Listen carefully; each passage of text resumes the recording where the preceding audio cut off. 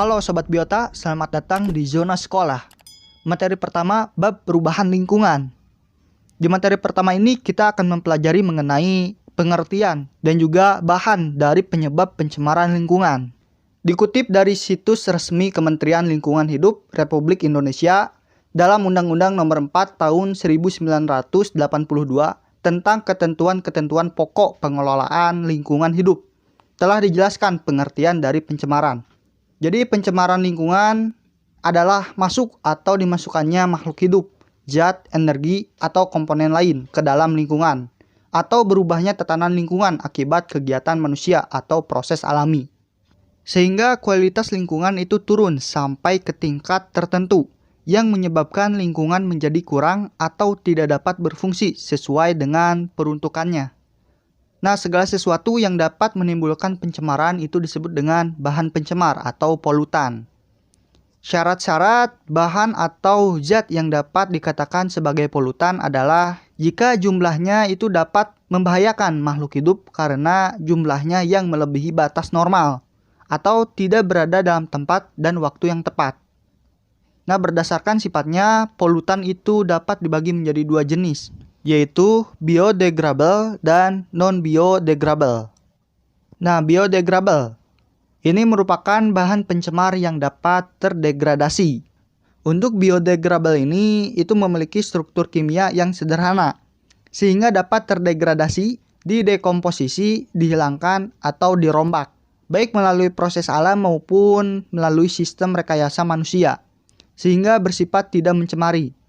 Bahan pencemar yang terdegradasi terbagi menjadi dua kategori, yaitu terdegradasi secara cepat dan juga terdegradasi secara lambat.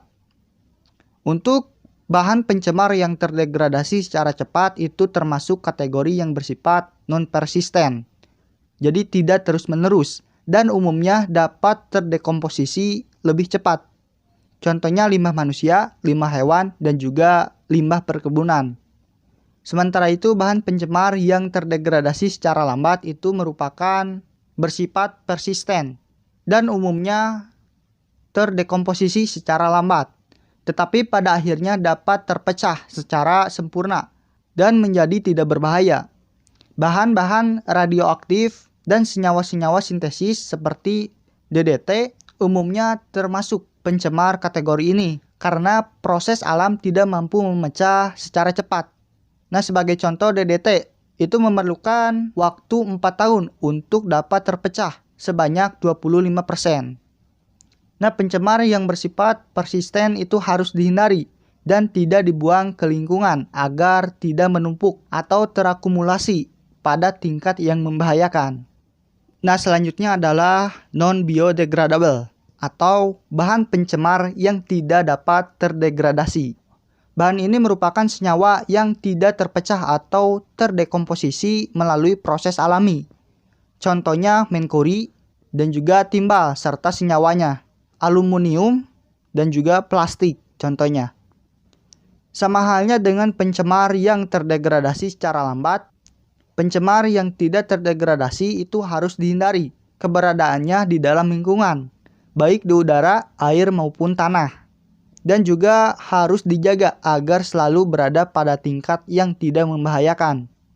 Nah, sejak tahun 1990, pencemaran lingkungan itu berlangsung atau terjadi di mana-mana dengan laju yang sangat cepat.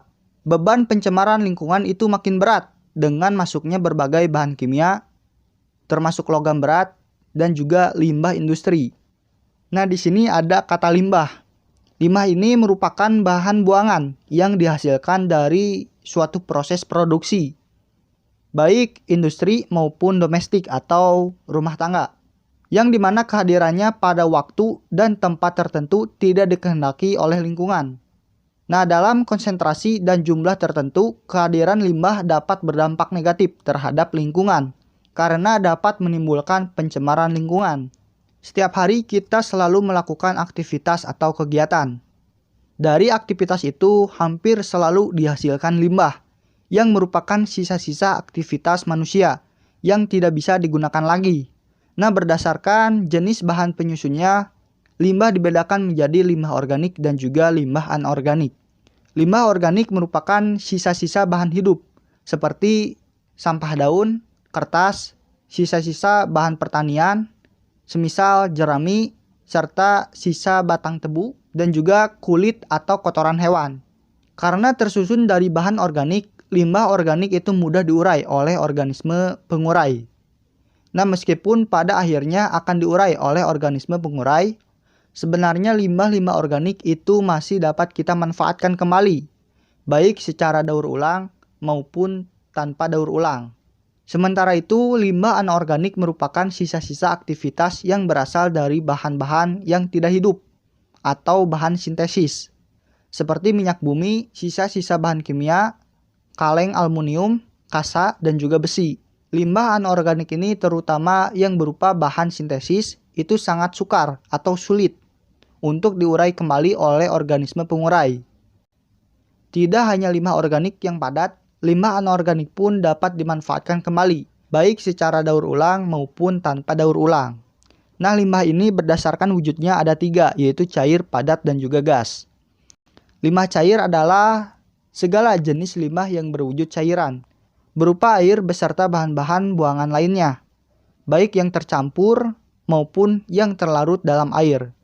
Limbah cair ini itu bisa meliputi limbah cair yang hasil buangan dari rumah tangga, bangunan, perdagangan, perkantoran, industri, dan juga hujan.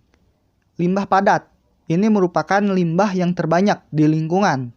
Biasanya limbah padat itu disebut sebagai sampah. Nah, klasifikasi limbah padat itu menurut istilah teknisnya ada 6 kelompok, yaitu yang pertama sampah organik mudah membusuk atau garbage. Ini merupakan limbah padat semi basah berupa bahan-bahan organik yang mudah membusuk. Terus sampah anorganik dan juga organik tak membusuk atau rubis. Nah, ini merupakan limbah padat anorganik atau organik yang cukup kering, yang dimana sulit untuk terurai oleh mikroorganisme sehingga sulit untuk membusuk. Misalnya seperti kertas, plastik, kaca, dan juga logam. Terus ada sampah abu atau ashes. Ini merupakan limbah padat yang berupa abu, biasanya hasil pembakaran. Terus ada juga sampah bangkai hewan atau dead animal. Ini meliputi semua limbah yang berupa bangkai hewan. Yang kelima ada sampah sapuan. Ini merupakan limbah padat hasil sapuan jalanan yang berisi berbagai sampah yang tersebar di jalanan. Ada juga sampah industri atau industrial waste. Ini meliputi semua limbah padat buangan industri. Nah, jadi itu ya limbah padat. Selanjutnya limbah gas. Tapi sebelum itu, for your information sob, channel ini memiliki bab konten diantaranya zona sekolah, zona binatang, zona akuatik, zona tumbuhan, zona biobisnis, zona peliharaan, zona biotraveling. Channel ini dalam tahap pengembangan, maka akan sangat berharga bagi kami jika Sobat Biota semua membantu channel ini untuk berkembang, minimal dengan cara mensubscribe channel ini. Jadi, please for subscribe now. Limbah gas. Nah, jenis limbah gas yang berada di udara itu terdiri atas bermacam-macam senyawa kimia. Misalnya karbon monoksida, karbon dioksida, nitrogen oksida, sulfur dioksida, asam klorida, amonia, metana, dan juga klorin. Limbah gas yang dibuang ke udara biasanya mengandung partikel-partikel bahan padatan, yang dimana disebut dengan materi partikulat. Nah, selain yang disebutkan tadi seperti limbah gas, padat, dan juga cair, ada satu jenis limbah lagi yang berbahaya, yaitu limbah bahan berbahaya dan beracun, atau disingkat dengan limbah B3. Limbah B3 adalah semua bahan atau senyawa baik padat, cair maupun gas, yang memiliki potensi merusak kesehatan manusia, dan juga lingkungan akibat sifat-sifat yang dimiliki senyawa tersebut. Nah, suatu bahan dikatakan B3 itu jika memenuhi salah satu atau lebih dari karakter berikut, yaitu mudah meledak, pengoksidasi, sangat mudah sekali menyala, sangat mudah menyala, amat sangat beracun, beracun, berbahaya, korosif, bersifat iritasi, berbahaya bagi lingkungan, karsinogenik, teratogenik, dan juga mutagenik. Nah, mungkin hanya itu ya yang bisa saya sampaikan di materi pertama bab pencemaran lingkungan ini. Semoga apa yang saya jelaskan bisa berfungsi dan hidup buat Sobat Biota semua. Jika ada yang mau ditanyakan, tanya dan tulis di kolom komentar, oke? Jangan lupa tonton dan pelajari materi selanjutnya serta video pembelajaran lainnya. Jadi, see you next video sob.